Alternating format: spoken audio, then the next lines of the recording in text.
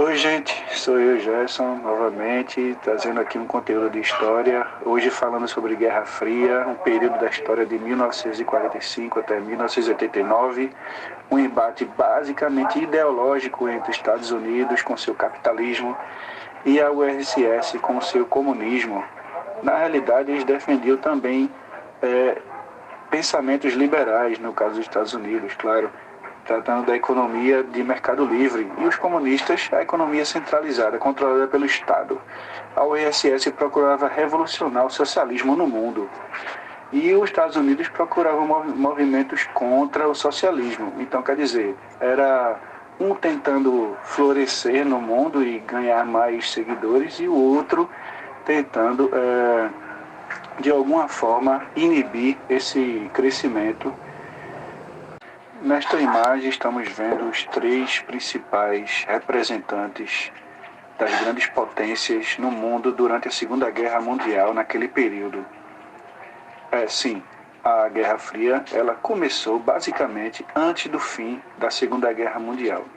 Estamos falando de 1941, com os encontros de à esquerda, na foto, Stalin, no meio Roosevelt e à direita Churchill. Stalin ele era o revolucionário, o cara que matou a família e acabou com toda a dinastia Romanov na antiga Rússia monárquica.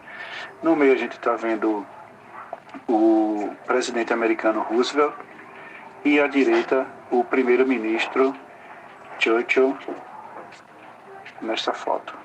Em 1941, Churchill, primeiro-ministro inglês, e o presidente Roosevelt, dos Estados Unidos, formaram a Carta do Atlântico, que deixa o povo escolher o seu governo. Isso é uma resposta ao nazismo, né?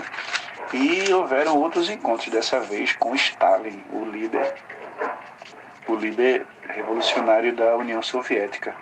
E o primeiro com Stalin já foi em 43, onde nada foi resolvido, mas consolidaram que esses três iam ser totalmente contra as imposições nazistas alemãs.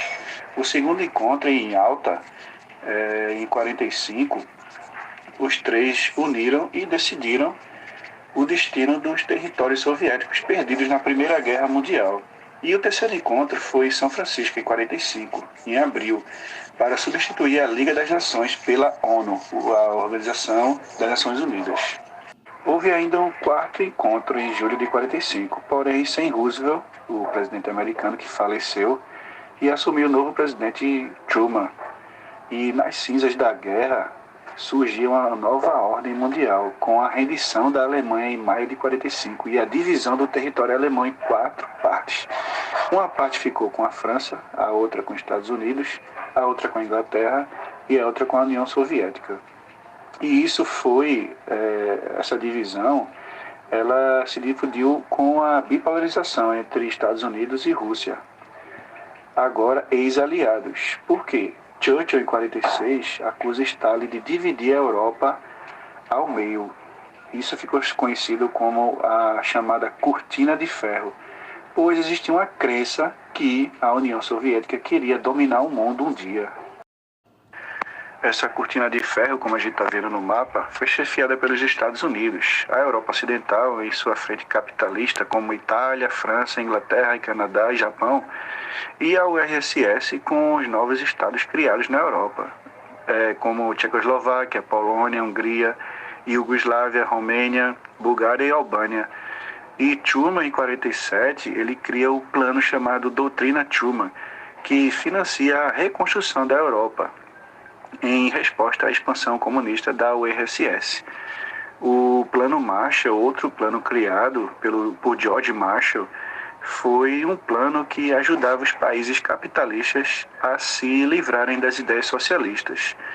E, em resposta, Stalin criou 2 movimentos para ajudar os países em desenvolvimento a unificar os comunistas do leste europeu, e que fez o plano Marshall dos capitalistas unir a Oeste na Alemanha, formando o governo independente. E isso culminou com a criação das 2 Alemanhas, a Alemanha Oriental e a Alemanha Ocidental. De um lado, a República Federal da Alemanha, que era a Alemanha Ocidental, do outro lado a República Democrática Alemã, que era a Alemanha Oriental. E isso também culminou com a construção de um muro, o Muro de Berlim. Esse muro ele foi construído e dividiu a Berlim no meio durante 45 quilômetros de extensão e 3 metros de altura.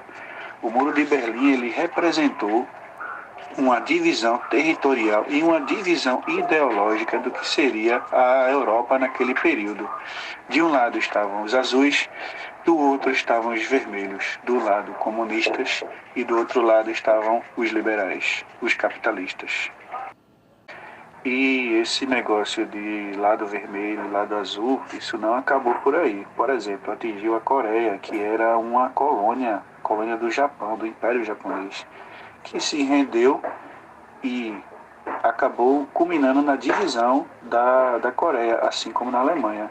Ficou de um lado a Coreia do Norte comunista, da URSS, e do outro lado a Coreia do Sul, dos Estados Unidos, como aliado. A Coreia do Norte ficou conhecida como República Popular da Coreia e a Coreia do Sul como República da Coreia. Em 50, a Coreia do Norte comunista, mesmo sem o apoio da URSS, atacou e tomou Seul, a capital da Coreia do Sul. E a ONU, a Organização das Nações Unidas, interviu junto com os Estados Unidos. Em 49 surgiu a corrida armamentista. A URSS com a sua bomba atômica, a produção de bombas, e os Estados Unidos com a produção de bombas nucleares. E em 49 também surgiu a OTAN, a Organização do Tratado do Atlântico do Norte, feita pelos Estados Unidos para defender seus aliados. E em contrapartida, já em 55, a URSS criou o Pacto de Varsóvia para ajudar os países aliados em caso de algum ataque da OTAN, por exemplo. E foi nesse período também que surgiram as espionagens americanas, o FBI, que é a Polícia Federal Americana, e a CIA, que é a Agência Central de Informações, que também surgiram durante a Guerra Fria. Mas foi na década de 80 que vieram os colapsos na economia e a URSS abandonou os testes nucleares. Espero que tenham gostado e foi basicamente isso, uma explicação básica sobre a Guerra Fria. Tchau.